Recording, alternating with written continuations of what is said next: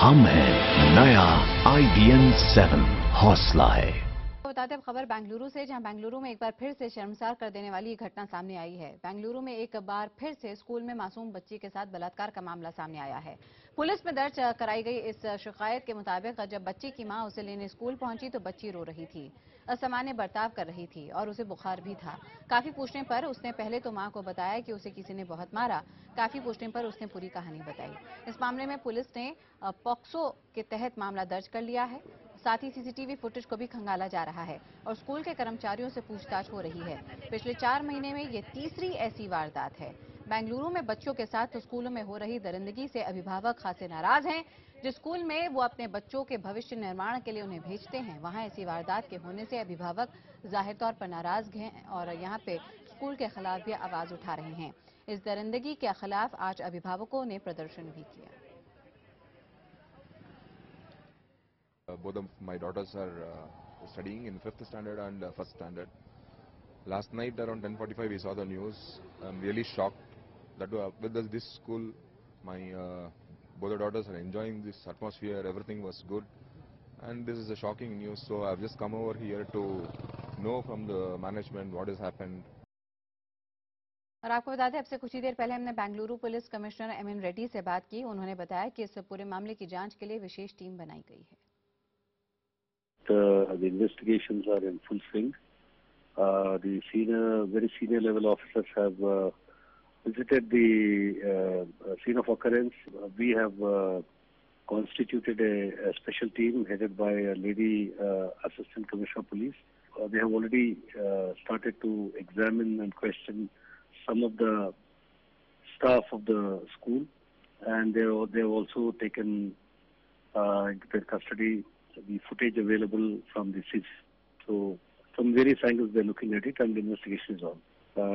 It could take some time before we get more details from the child, but then it has to be done in an extremely sensitive manner.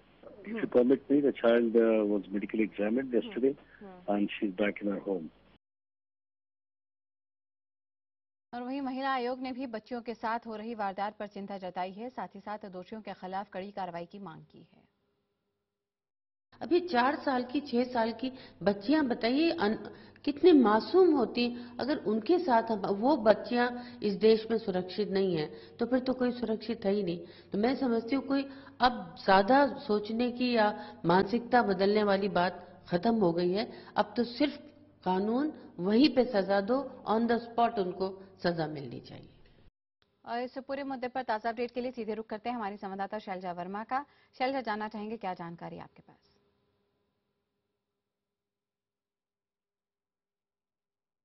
फिर एक बार बेंगलुरु में एक 3 साल की मासूम बच्ची का बलात्कार का कंप्लेंट आया है। ये एक प्राइवेट स्कूल से आ रहे हैं। कंप्लेंट के मुताबिक जब वो बच्ची की मम्मी ने पिकअप करने के लिए गए थे वो बच्ची को, तब बच्ची बहुत रो रही थी, बहुत डिस्टर्ब थी और बाद में बताया कि किसी ने उसके साथ बुरी तरह से बिहेव किया था। और इसके बाद बच्चे के पिता ने एक कंप्लेंट दर्ज किया। पॉक्सो एक्ट और सेक्शन 376 का कंप्लेंट केस रजिस्टर हुआ है और कल शाम को ही लड़की का मेडिकल एग्जामिनेशन हुआ और लड़की वापस आ गई है। पुलिस हमें बता रहे हैं कि स्कूल के स्टाफर्स को भी क्वेश्चन किया जा रहा है। पुलिस ये भी कर रहे हैं कि सीसीटीवी फुटेज के डिटेल्स भी मांगे हैं स्कूल के अथॉरिटी से, ये भी एग्जामिन कर रहे हैं। अभी तक एक भी अरेस्ट नहीं हुआ है, पर अभी पुलिस स्कूल के स्टाफर्स का इन्वॉल्वमेंट रूल आउट नहीं कर रहे हैं। तो आगे देखना पड़ेगा कि किसका अरेस्ट होगा, कितने जल्दी होगा। ये भी है कि एक लेडी ऑफिसर को डेप्यूट किया है इन्वेस्टिगेशंस के लिए। और ये बात बहुत इम्पॉर्टेंट है कि ये बच्ची की ये इंसिडेंट जो लगभग 3 महीने के बाद आ रहा है। ये बेंगलुरु में दूसरे स्कूल में एक 6 साल की लड़की के साथ जो बलात्कार हुआ था, उसके बाद बहुत गुस्सेदार प्रोटेस्ट भी हुए थे पेरेंट्स और सिविल सोसाइटी बेंगलोर में। तो इसके बाद अभी एक और इंसिडेंट आ रहा है बेंगलुरु सिटी से। जाहिर तौर पर चिंता वाली बात है और सवाल यह है कि इन तमाम घटनाओं के बाद क्या स्कूल अभी भी वो तमाम दिशा निर्देश निभा रहा है, एहतियात बरत रहा है ताकि ऐसी घटनाओं को रोका जा सके।